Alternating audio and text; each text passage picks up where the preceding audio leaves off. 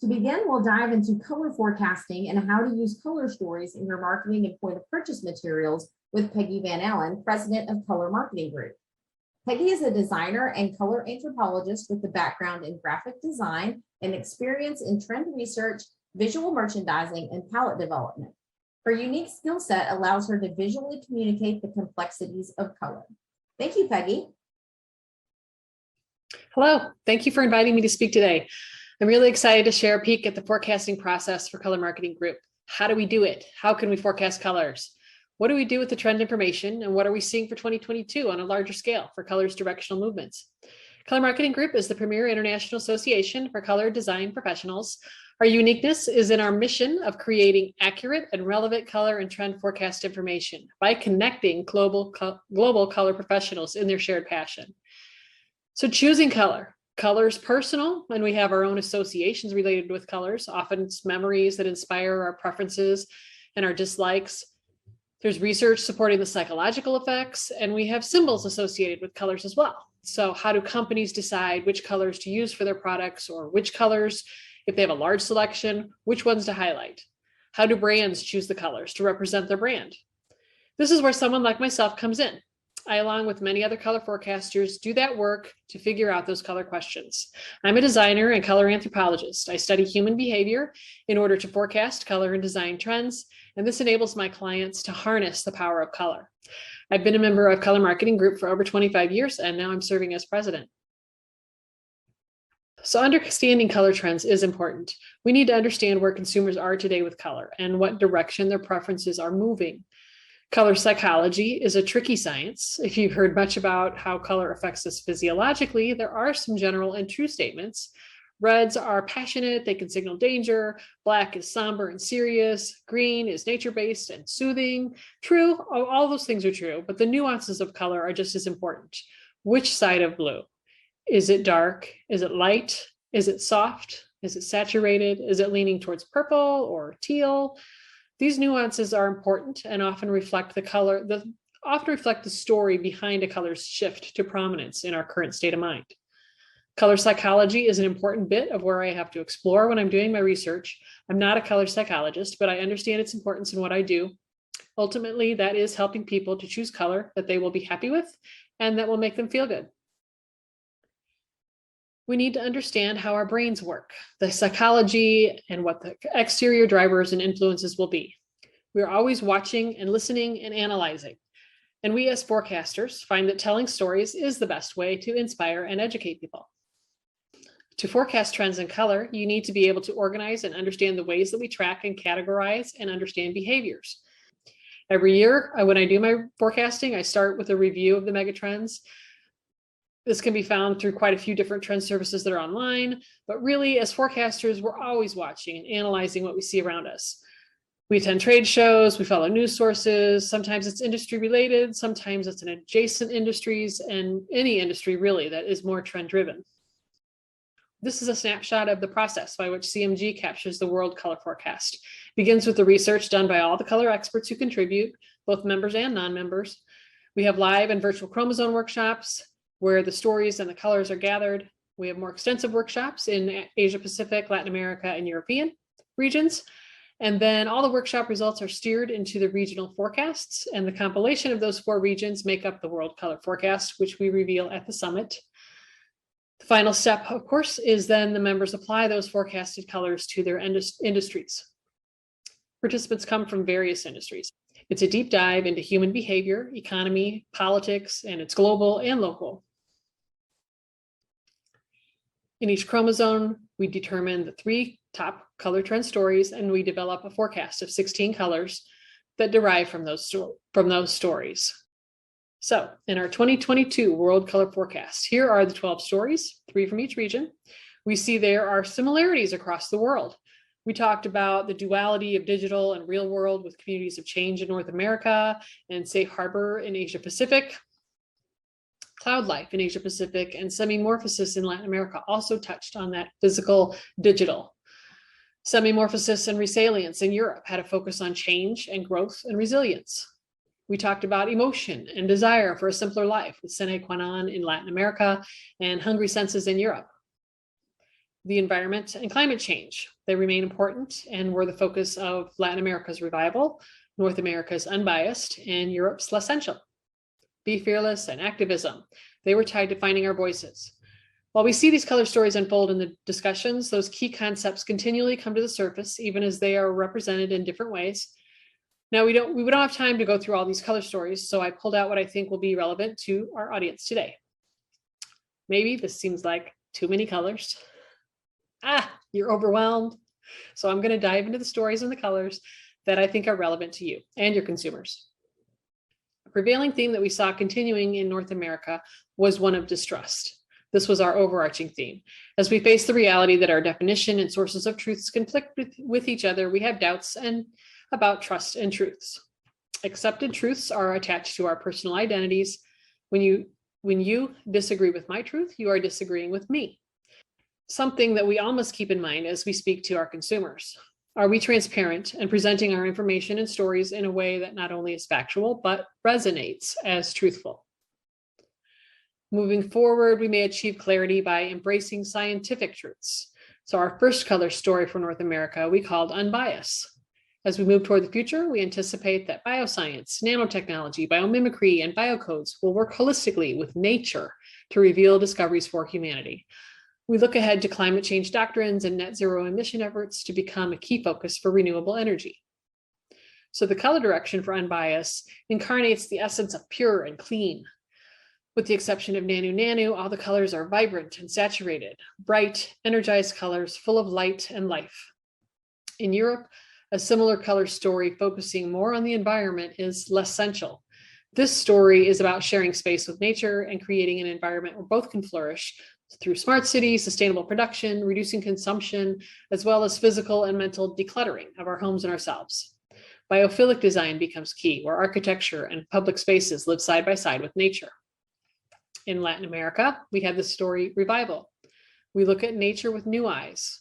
As nature started healing from the disastrous pollution we inflicted on it over the years, our relationship with the environment was transformed.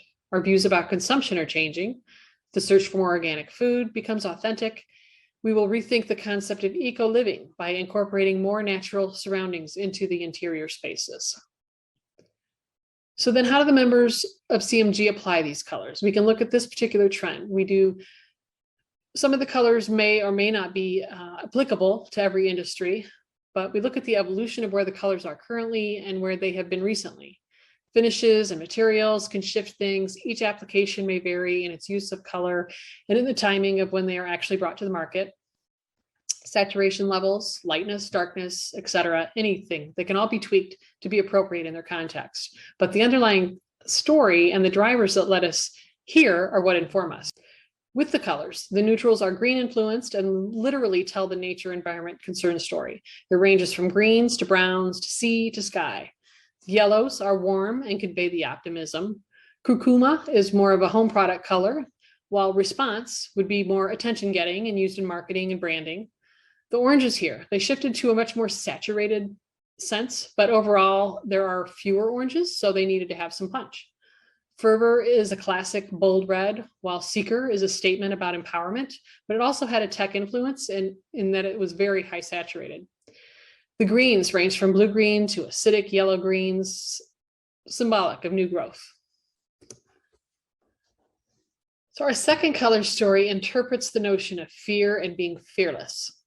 When uncomfortable situations strike and affect humanity on a global scale, there's a mass awakening that develops, and we go into reevaluation mode. We experience trauma. We are scarred. From the chaos, however, we shall emerge as survivors with a new sense of empowerment. We adapt, and we can reconceive things in a new light, recognizing shifting inequalities, perspectives, and values.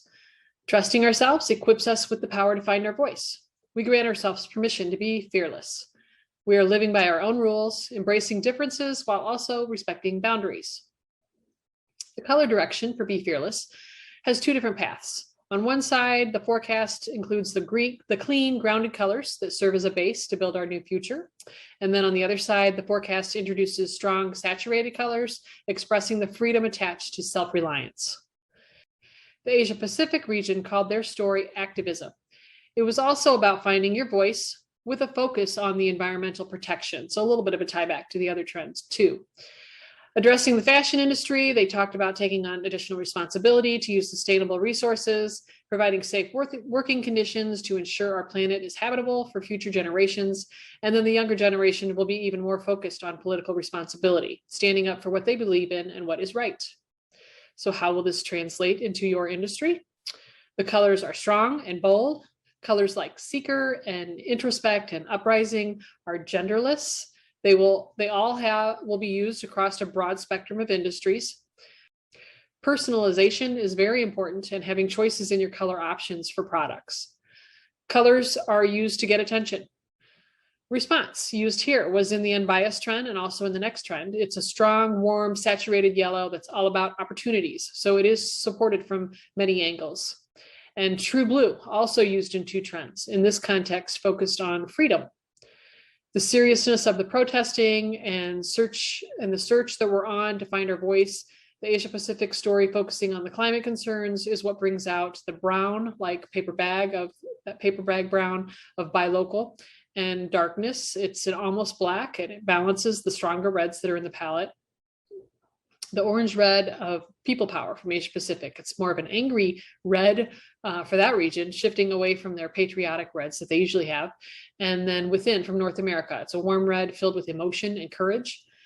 The color bridge, it also appears in the next trend. So I'll talk about it a little bit more with that one. Our third and last story focuses on change in the communities. As consequences of the COVID crisis, we turned to our local communities for supplies, support, and inspiration. And our local community turned into a physical, where we had the neighborhood shoe shop or the farmer's market, and then the digital, our virtual tribes. As humans, we are afraid of change, yet we adapt to coexist within our local and digital communities. We learned that we do not have to go far for the things that we need, so that brought the focus into that hyper-local level. We realized that we could stay connected even by staying at home. So that second focus, our virtual tribe. The color direction for communities of change epitomizes that duality. The extreme of the kind, gentle colors that represent the geographical community, the local markets, the human support, and then those more saturated tech-influenced colors. The color story of Safe Harbor in Asia Pacific echoes some of the sentiments of North America, and they introduce a new direction in that region. It's known for its traditional and patriotic, vibrant colors, but here we have really low chroma hues that are driven by the desire to find respite at home. We will wrap ourselves with natural colors that will replicate the hues of a sunrise as we imagine ourselves at a lakeside in the safety of our own homes. These colors are restorative and promote hope, recovery, and comfort. So now looking at all the colors together, response here again, it's similar to the color Hope in Asia Pacific. We have woven, hugging, and calm unity. They all have a human connection representing that need for sensory touch. New Day, it's a fresh, inspiring red-based blue inviting us to start anew. So also it's a tie to hope and the new beginnings, similar to the yellows. With Local E and Whetstone, they're low chroma, but they have a bit of green. They're cleansing. They have a connection to the physical and digital worlds. We also have the blue-greens of Revisited, Counterbalance, and Bridge. They signify the harmony that we seek. Bridge, I mentioned earlier, it hovers between that freedom in that it's really saturated in the Be Fearless trend, but then also the local rooted feeling of communities of change. Also, we have blue, the clarity. It represents expansive skies and clarity of thought.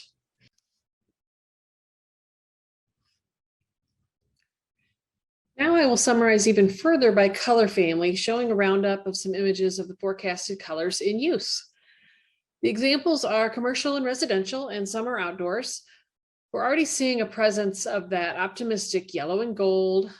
In the commercial market, we saw it combined with those rusty reds and the browns and sometimes blue. It's very warm and a textural feel that we're seeing in the materials that are used.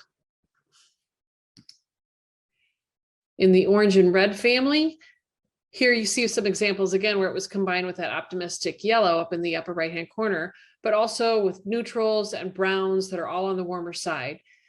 There were bold, organic, floral, graphic patterns, as well as the more traditional patterns and combinations. The forecast predicts a downward trajectory to the orange family in general, but we notice almost all of the oranges that we selected for the forecast were highly saturated. In the green family, we did see some growth from 21 to 2022 in the greens as we expected, and it continues with a wide variety symbolizing the different notions. Green represents balance, so the harmonious blue-greens, but then also yellow having that strong influence referencing nature and environmental concerns. Neutral greens also moving forward as calming colors in our combinations. The blues, they continue to play an important role in the forecast because they embody stability and a clear vision of the future. They do cover the spectrum from green influenced to red influenced. And then finally, the neutrals shown here represent the prevalence of the warming direction. We still see grays continuing, but also they're on the warm side. Overall, the neutrals are nature driven with an abundance of wood used in a raw looking form or aged and weathered, and most times it's in a matte finish. It has more touchability to satisfy our need for sensory touch. Thank you so much for inviting me to speak today. If you're interested in finding out more about the Color Marketing Group, our website is colormarketing.org, or you can contact our director, Sharon Griffiths, at sgriffiths@colormarketing.org. We would love to have you join us. My email is also below, and you can go to my website, which is color-fuel.com, or find me on LinkedIn if you have more questions after this, or you want some color assistance. Thank you.